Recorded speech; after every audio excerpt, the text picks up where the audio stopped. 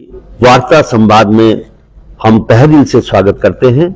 आज हम लोग भू कानून मूल निवास संघर्ष समिति की जो सर्वोच्च नेतृत्व है उसके साथ माननीय पांगती जी और मैं पूर्व सैनिक संगठन के माध्यम से यहाँ पे आपके सामने मौजूद है। इसमें सबसे महत्वपूर्ण बात यह है कि जो भू कानून है उसकी शुरुआती दौर में किस तरह से माननीय पांगती जी ने राइट फ्रॉम 2000 जब से राज्य बना था उसको लेकर आगे बढ़े थे और किस तरह से समन्वय समिति ने संपूर्ण उत्तराखंड में इस आंदोलन को किया और उस आंदोलन करने के बाद सरकार किस तरह से बैकफुट पे आते हुए ये कहती है कि हम कठोर कानून इस भू कानून हम बनाएंगे।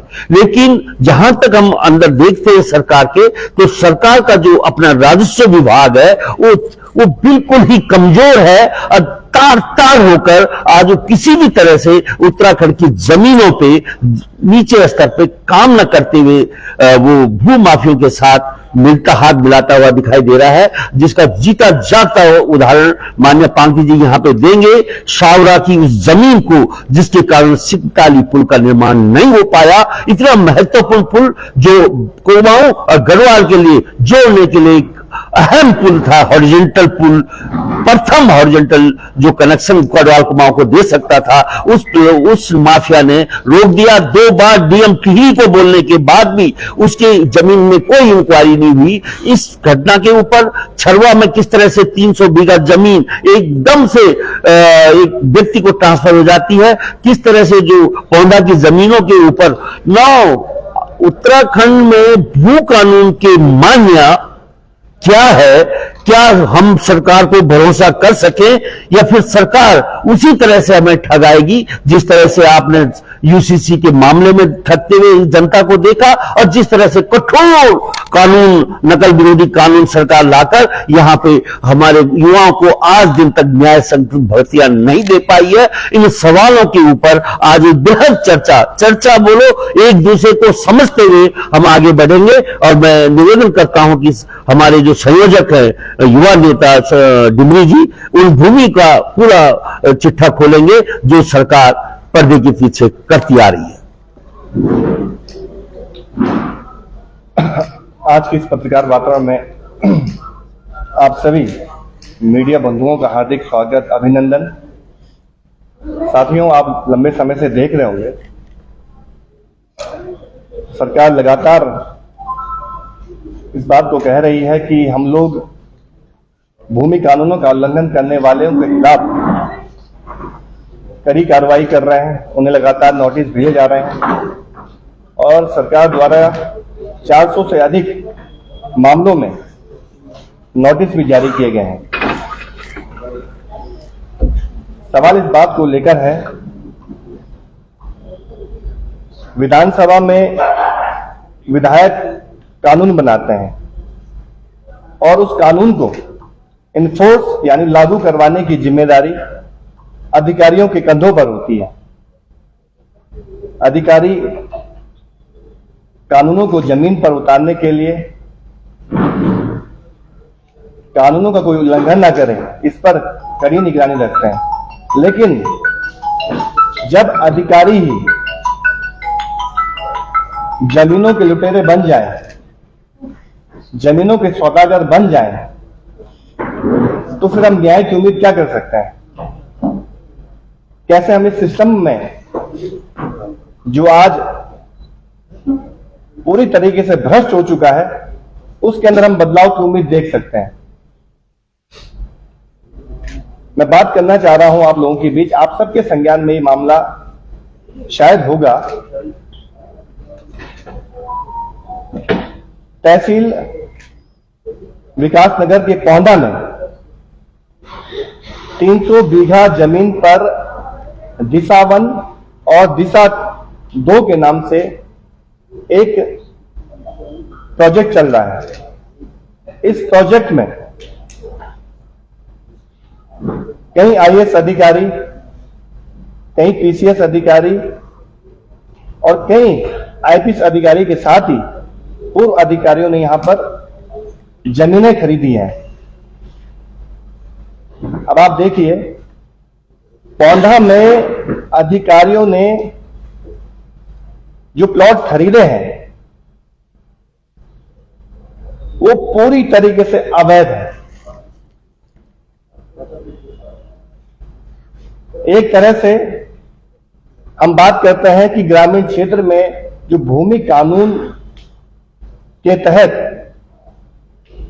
कोई भी बाहर का व्यक्ति 250 वर्ग मीटर की जमीन खरीद सकता है, लेकिन जब हम पौंधा में देखते हैं यहां पर 250 वर्ग मीटर जमीन से अधिक आईएएस, आईपीएस और पीसीएस के अधिकारियों ने अपने नाम रजिस्ट्री की है, जिसके डॉक्यूमेंट कि हमारे पास है।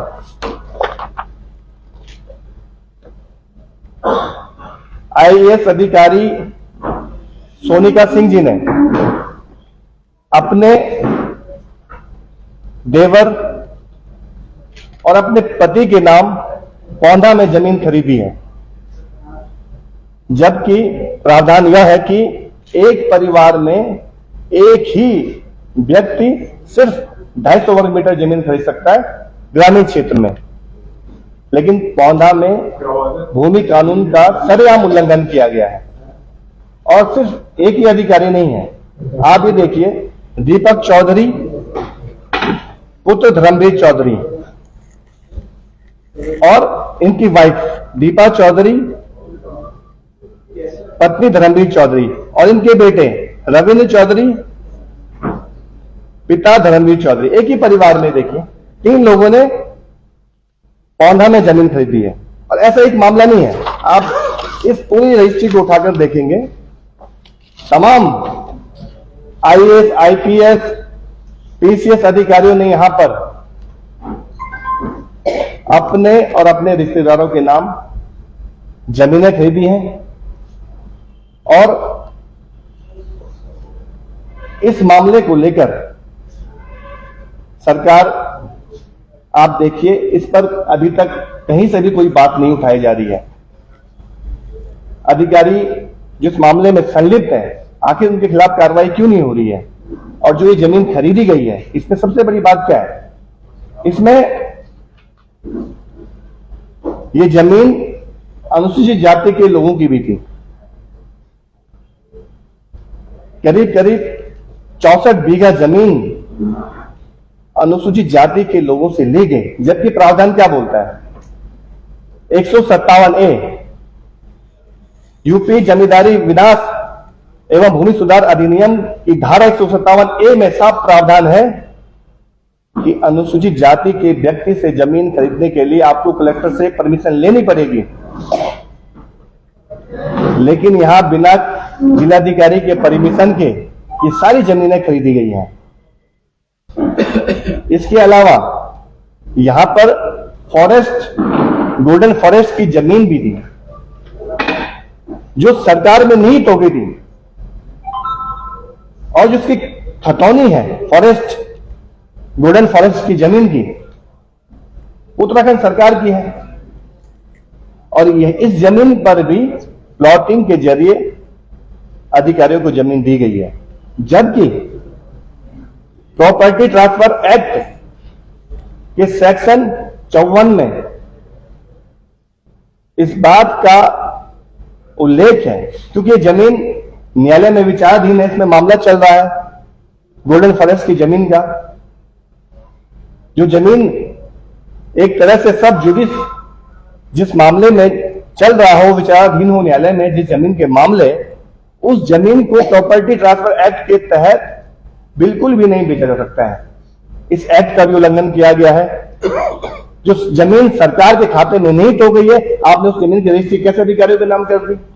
दूसरा, अनुसूचित जाति के लोगों की जमीन कैसे अधिकारियों के नाम रजिस्ट्री होगी? तीसरा, 250 वर्ग मीटर से अधिक, जो साफ तौर पे भूमि कानूनों में प्रावधान है कि ग्रामीण क्षेत्र में उससे अधिक जमीन खरीद नहीं सकते हैं, इस कानून का उल्लंघन कैसे किया गया? तो इस बात को समझने की आवश्यकता है। जो पौंधा में अधिकारियों की जो कॉलोनी बन रही है, इसमें जमीनों का बहुत बड़ा घोटाला हुआ है। और इस बात से हम समझ सकते हैं, जब इस पूरे मामले में आईएएस, आईपीएस और पीसीएस लेवल के अधिकारी होंगे तो क्या हम जांच की उम्मीद कर सकते हैं? क्या वास्तव में इन अधिकारियों के खिलाफ सरकार जांच बिठाएगी? क्या उन लोगों की तरह नोटिस इन्हें भी जारी होंगे जिन लोगों ने 250 वर्ग मीटर का उल्लंघन किया है इस राज्य में? तो हमें लगता है कि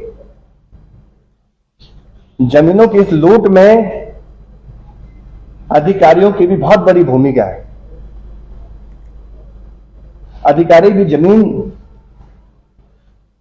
लूट रहे हैं और हम उम्मीद कर रहे हैं कि यहां पर मजबूत कानून बन पाएगा। इस बात को समझने की आवश्यकता है, जब 250 वर्ग मीटर कानून का उल्लंघन हो रहा है तो आने वाले समय में सरकार ऐसा कौन सा कानून लाने जा रही है जिससे हमारी जमीनें बच सकती हैं? सबसे पहले सवाल ये उठता है, जो कानून बने हुए हैं जब उसका ही उल्लंघन हो रहा है तो कहीं ना कहीं आने वाले समय में जो सरकार कानून बनाने जा रही है उसमें संदेह है। इसलिए हम सरकार से लगातार मांग कर रहे हैं कि पहले इसका ड्राफ्ट आप जनता के बीच रखिए। एक ये मामला आप लोगों के सामने हमने रखा, हम इसमें जांच चाहते हैं और जिन अधिकारियों ने भी अवैध तरीके से यहाँ पे जमीनें खरीदी हैं उनकी जमीनें सरकार में निहित होनी चाहिए, ये हम एक डिमांड करना चाहते हैं। दूसरा मामला सिडकुल से जुड़ा हुआ मामला है। सेलाकुई के इंडस्ट्रियल स्टेट में 60 एकड़ जमीन सिडकुल द्वारा एक संस्थान को दी जा रही है और इस जमीन की कुल लागत 2 अरब 26 करोड़ की है। हम सरकार से ये कहना चाहते हैं, आखिर एक व्यक्ति जो मूल रूप से उत्तराखंड के भी नहीं है, उस व्यक्ति को संस्थान बनाने के लिए 60 एकड़ जमीन क्यों दी जा रही है? होने पौने दामम। और इस जमीन को एक तरह से 90 साल के लीज पे दिया जा रहा है और वो भी औने पौने दामों पर।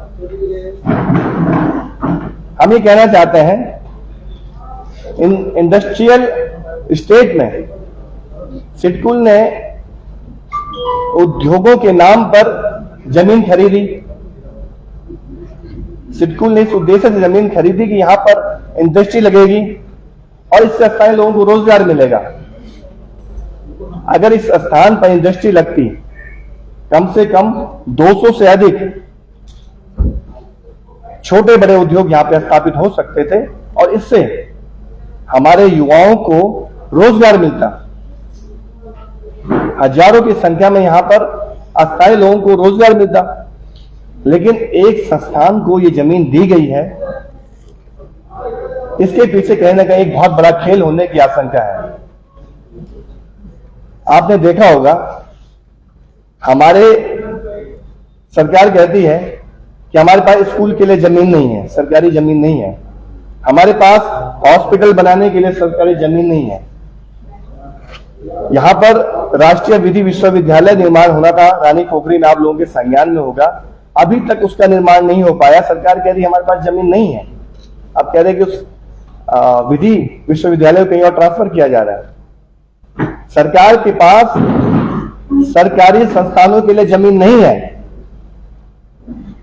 हमारे कई ऐसे लोग हैं पर्वतीय क्षेत्रों में जिनको विस्थापित करने के लिए सरकार के पास जमीन नहीं है।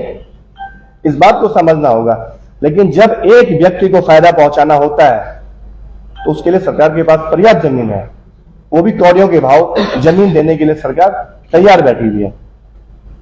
तो हमें लगता है कि जो संस्थान को जमीन दी जा रही है,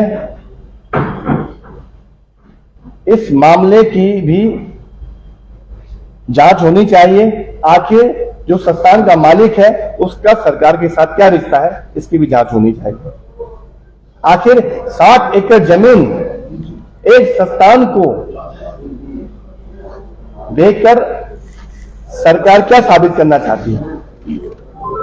आखिर इतनी मेहरबानी क्यों दिखाई जा रही है, यह अपने आप में सबसे बड़ा सवाल उठता है। जबकि सैला क्वीन है, जहां पर इंडस्ट्रियल एरिया है, वहां पर लोग चाहते हैं कि उनके उद्योग स्थापित हो, वहां पर स्थानीय युवा जमीनों के लिए लगातार अप्लाई कर रहे हैं कि हमें जमीन दी जाए, भूखंड दी जाए, प्लॉट दी जाए, ताकि हम अपने यहाँ पे छोटा मोटा उद्योग स्थापित कर सके। स्थानीय युवाओं को जमीन तो मिल नहीं रही है, लेकिन एक संस्थान को आप इतनी बेशकीमती जमीन दे रहे हैं, कहीं ना कहीं अपने आप में बहुत बड़े सवाल खड़ी करते हैं। तो हम सरकार से मांग करना चाहते हैं कि सिडकुल ने जब उद्योगों के नाम पर ये जमीन ली है तो इसको किसी भी संस्थान को न दी जाए। यहां पर इंडस्ट्री के नाम पर ही स्थानीय युवाओं को इस जमीन को अलॉट किया जाना चाहिए, यह हम सरकार से मांग करना चाहते हैं। अगर सरकार ऐसा नहीं करती है तो हम इसका खुला विरोध करेंगे। हम नहीं चाहते कि हमारी जो जमीनें हैं वो किसी ऐसे व्यक्ति को दी जाए,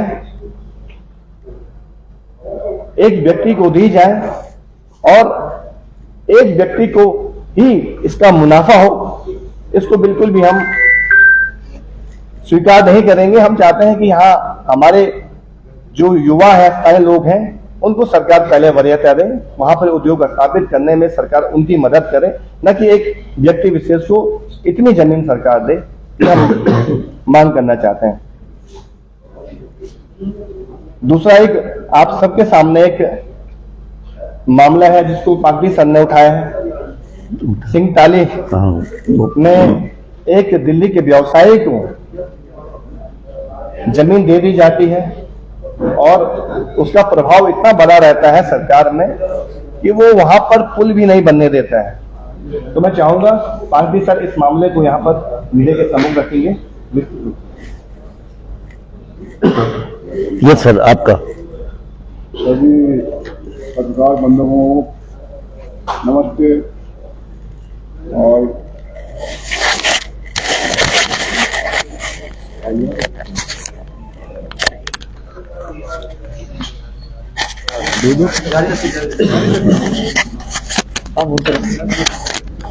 सभी पत्रकार बंधुओं को नमस्ते करता हूँ अपनी तरफ से। और जैसे अभी हमारे युवा साथी ने बताया कि यहाँ भू कानून के बारे में प्रारंभ से सवाल उठते रहे हैं, लेकिन घोटाला भी प्रारंभ से होते रहे हैं बहुत बड़े बड़े स्तर पर। लेकिन जब ये बना था, एक छोटी सी पुस्तिका आपको दिखाना चाहूँगा। इसमें मैं सबलाल जी हम उस अभियान में शामिल थे।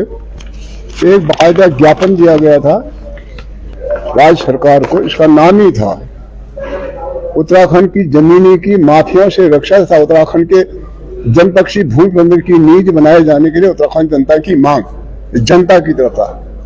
और ये आपको ये दे दिया है 9 अक्टूबर 2003 में इसी प्रेस क्लब में इसका प्रसार किया गया था। और उससे पहले ये शासन को दे दिया था। ये इसमें नियमावली बनाने की आवश्यकता है, इसे नियंत्रण करने की आवश्यकता है। 2003 में राज्य बना था, 2000 में 3 वर्ष के बाद में, तब से चला आ रहा है।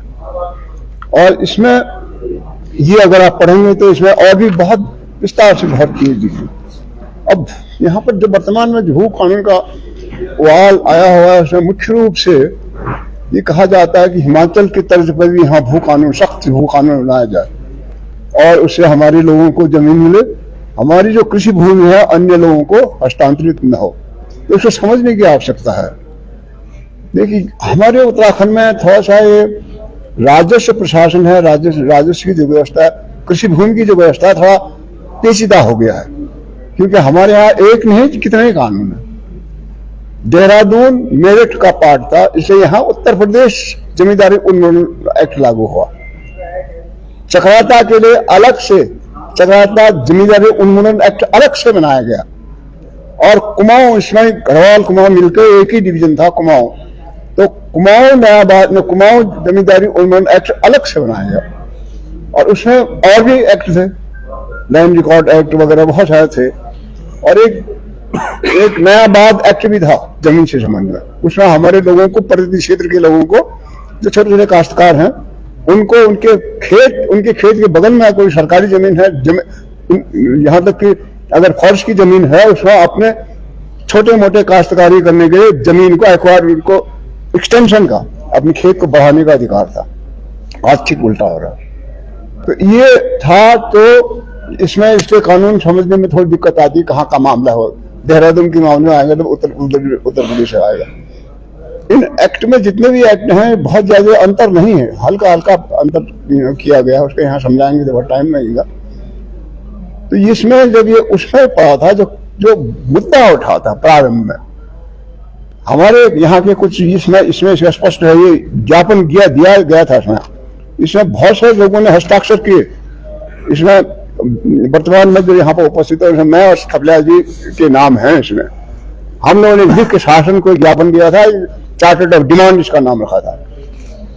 तो इसमें जो मुद्दा है वो ये है, हिमाचल के तर्ज पर हिमाचल ने क्या किया था। हिमाचल प्रदेश ने पहले कहा था कि हमको नागालैंड की तरह, सिक्किम की तरह, जहाँ की स्पेशल कैटेगरी ऑफ जमीन है, कश्मीर की तरह, कृषि भूमि पर, हमारे कृषि भूमि पर किसी गैर बाहर के व्यक्ति को इसको ट्रांसफर करने का अधिकार नहीं होना चाहिए, हमारे यहीं के कृषक इसको करेंगे, ये था। और उसमें 1 इंच भूमि भी देने की बात नहीं थी। लेकिन हमारे यहाँ क्या किया गया, पहले 500 वर्ग मीटर अलाउ कर दिया गया कि हमारी कृषि भूमि को 500, बाहर के व्यक्ति को 500 वर्ग मीटर दिया, बाद में 250 वर्ग मीटर हो गया। लेकिन अभी हमारे युवा साथी ने सिंगटाली का जो जिक्र किया, सवारा को बेच दिया गया एक ही दिन, 2006 में हुआ है। 2006 में सिंगटाली के 3 गांवों से जमीन खरीद के, तथा को सरकारी जमीन खरीद के, उसके नाम पर 11,800 वर्ग मीटर जमीन उसके नाम पर कर दिया गया। कितना था, आपको कितनी जमीन खरीदने की इजाजत थी? 500 वर्ग मीटर। वैसे 250 हो गया था तब तक, लेकिन हम मान लेते हैं 500 वर्ग मीटर की जमीन खरीदने की इजाजत थी। और उसको कितना खरीदने की इजाजत दी थी? 11,800 वर्ग मीटर खुलेआम हुआ है। मैं तो यहां तक कहूंगा, हमारे यहाँ के जो अधिकार तो थे ही, इससे मिले थे, लेकिन यहाँ के जो जनप्रतिनिधि वो भी उसमें संलिप्त थे। उस सवारा के योजना का जो शिलान्यास होना था, उसमें आपका उस समय का मुख्यमंत्री खुद सरकारी हेलीकॉप्टर लेके उसका उद्घाटन करने गया। हम वहां उस दिन, जिस दिन उद्घाटन होता, हम उपस्थित थे। हम 20-25 लोग वहां पहुंच पाए थे, उनका विरोध किया, और हमको पुलिस ने पकड़ के बस में डाल के करीबन 40-50 किलोमीटर दूर ले गए। वहां हमको खाना वाना खिलाने का, आप जाओ घर जाओ। उस समय कोरोना काल में, जबकि ये था उसमें कोरोना काल में 500 लोग से ज्यादा लोग एक जगह पर एकत्र न होंगे, ये शासनादेश था। लेकिन उस समय वहां पर लगभग 150 तो पुलिसकर्मी थे ड्यूटी। वहां पर एक आश्रम क्या था, थपलिया जी मुझे याद नहीं रहा, आश्रम था। हरिद्वार के आश्रम के लोगों को भी बुलाया गया था, लगभग 1-1.5 दर्जन तो वो भी आए थे। तो ये कानून बनाने वाले ने खुद उल्लंघन किया इसका, और कहीं से आवाज नहीं उठी। उसके बारे में हमने तब से ये उसका ज्ञापन दिया रखा, हमने इसमें दे रखा, हमने इसकी इंक्वायरी करने की जिलाधिकारी को दिया विस्तार से कि उस जो घटना हुआ उसमें किन किन कानूनों, किन किन बातों का उल्लंघन किया गया है, ये कहा। अभी आजकल कह रहे हैं कि हम इंक्वायरी करेंगे, जिन्हें गलत तरह से जमीन ली है उनको बेदखल करेंगे, वापस ले लेंगे। एक केस है, ज्वलंत केस है, जो आपको हम दे रहे हैं, उसमें कितने गलत काम रहे हैं आपको दे रहे हैं। उसको तो यहां तक है, क्योंकि मैं राजस्व विभाग में बहुत लंबे समय से सेवा की है। मैं परगनाधिकारी से लेकर कमिश्नर से लेकर बोर्ड ऑफ रेवेन्यू में मैंने काम किया है, इसलिए रेवेन्यू के बाद मैं थोड़ा बहुत जानकारी है। तो इसलिए मैं कह रहा हूं कि इस जो सवारा के नाम पर जो एंट्री हुई है, जो कफला हुआ है, जो उसके खसरा खतरनी में उसका नाम लिख दिया गया है 11,800 वर्ग मीटर में, वो टोटली अवैध है। अवैध होने के अलावा वो नॉन इंटिटी है, वो कोई कागज है ही नहीं जिसके अधिकार उसको अधिकार दिया गया। उसको बिना किसी को नोटिस दिए हुए आप उसको खारिज कर सकते हैं और कह सकते हैं कि सवारा के नाम से भी जो नाम लिखा है सब वापस ले जाए, सरकार का लिस्ट कर दिया जाए। ये अगर समझना चाहें, राजस्व विभाग के अधिकारी समझना चाहें तो मैं उनको समझा सकता हूँ मैं क्यों कह रहा हूँ ऐसा। लेकिन राजस्व विभाग के जैसे आप कह रहे हैं खुद ही अधिकारी इसमें संलिप्त है तो कौन सुनेगा। तो ऐसे बहुत सारी बातें अभी बहुत यहाँ कह रहे हैं कि ये एवरेस्ट हाउस की जो एवरेस्ट स्टेट की जो जमीन थी उसको औने पौने दाम में किसी एक व्यक्ति को नहीं दी गई। अब एक प्रश्न उठता है, जैसे आप कहते हैं कि इतनी जमीन को एक संस्था को दी गई, तो ये कैसे कि आप जानते हैं कोई भी काम अगर किसी को सौंपा जाता है, कोई भी ठेका किसी को दिया जाता है, क्या होता है, टेंडर होता है। टेंडर की नियम क्या है, कम से कम 3 टेंडर आने चाहिए। 3 टेंडर अगर नहीं आते हैं वो कैंसिल हो। यहाँ 3 टेंडर तो छोड़ो, यहाँ तो बिना टेंडर लिए उनको जमीन दे दी गई है। अंधेर गर्दी है ना किस्म से। हम इस बात में तब से हल्ला कर रहे हैं, ये 2003 से ही चले आ रहे हैं, लेकिन अब ये बात करते करते करते पूरे उत्तराखंड राज्य में लेकिन सवाल है तो इन शब्दों के साथ मैं आपको जो आपने कोटा का जिक्र किया, आपने जिक्र किया, ये सब हुआ है। अब जो तथ्य आपके पास में है, अब संघर्ष समिति इन तथ्यों को लेकर के आगे क्या करने वाली है, जिसके लिए आपने प्रेस कॉन्फ्रेंस नहीं, हम सरकार से तो डिमांड करेंगे, माना किसी ने भूमि कानून का उल्लंघन किया है, चाहे सिंगताली वाला मामला ही हो, चाहे पौंधा का हो, इन मामलों की हम सरकार से जांच की मांग कर रहे हैं।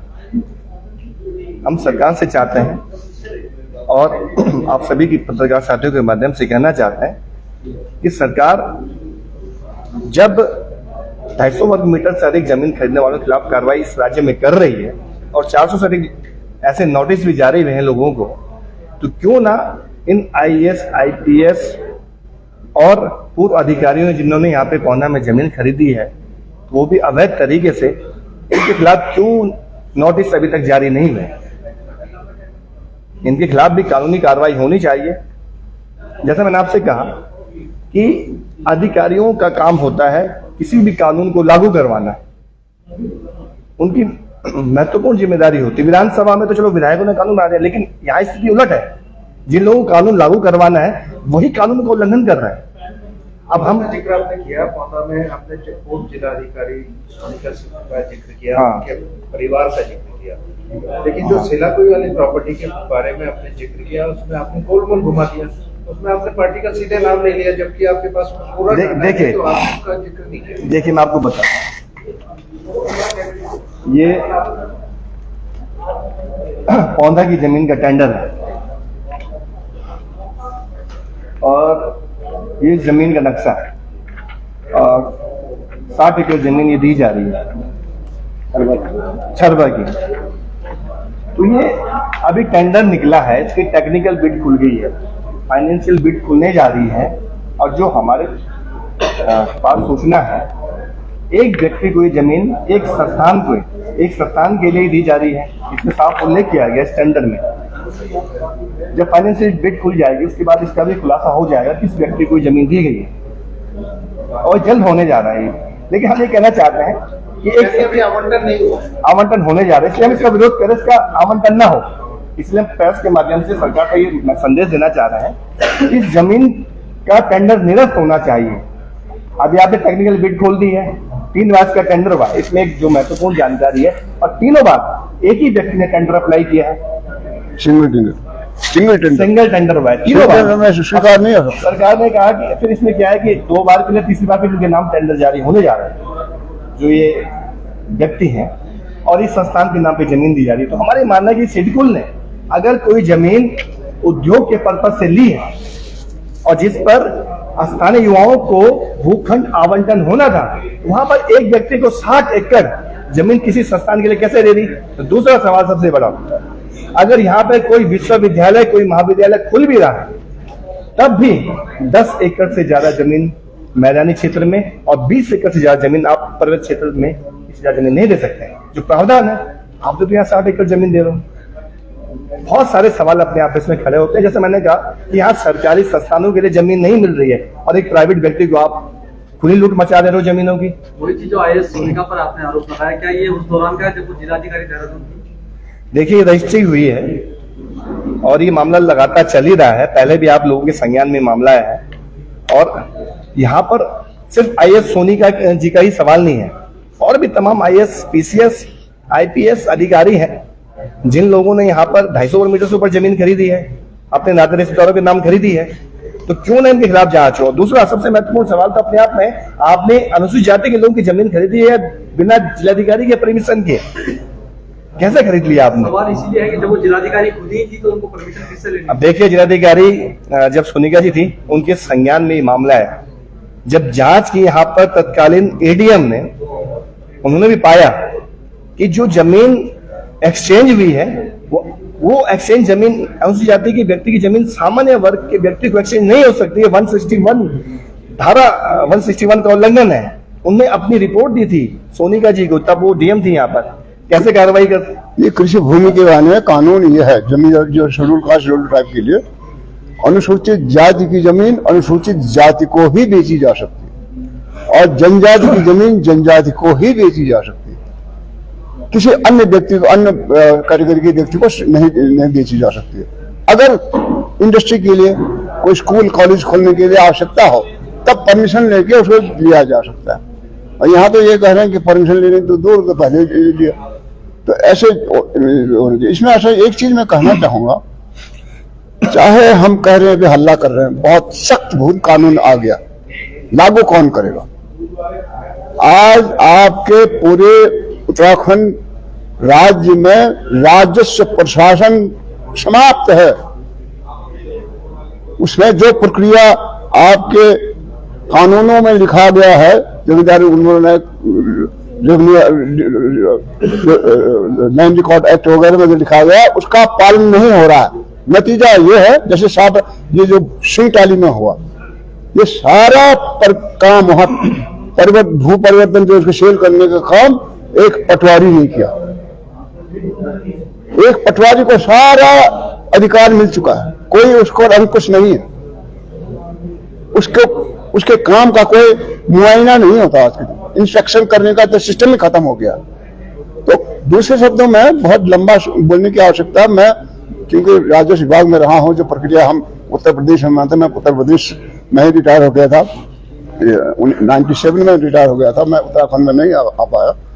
तो ये जो रेवेन्यू जो एडमिनिस्ट्रेशन होता है, जिस तरह से चला जाता है, जितने नियम कायदा है, जो काम होने थे, वो एक स्टेज पर भी नहीं, कभी पटवारी के खसरा खतौनी को इंस्ट्रक्शन भी नहीं करता है। जैसे मैं कह रहा हूँ, सबारा के नाम पर जो खसरा खतौनी है, उसमें जो बिक्री करने के लिए जिस अधिकारी के आदेश से ट्रांसफर हुआ है, उस अधिकारी का पद नाम तक नहीं लिखा गया। अब किसको पकड़ोगे बताओ? पटवारी ने लिख दिया वहां इतना जमीन फलाने को कर दे दिया गया, उन्हें कुछ गलत सही लिख दिया कि वाद संख्या फलाने में दिया गया। किस अधिकारी के आदेश दिया ये नहीं लिखा हुआ। अब किस अधिकारी को पकड़ोगे आप? पटवारी तो कह देगा साहब मैं तो पटवारी हूँ, मैंने थोड़ी किया है, पता नहीं अधिकारी है कौन था, मुझे माने, आप फाइल ढूंढे। तो ऐसे बहुत सारे अनियमितता हैं, इसलिए राजस्व प्रशासन ध्वस्त है। इसलिए भू कानून बहुत सख्त बन भी जाता है। तो वर्तमान परिस्थिति में अगर ऐसे ही चलता रहा तो हम लोग कुछ नहीं कर पाएंगे। जो चल रहा है वो चलता है।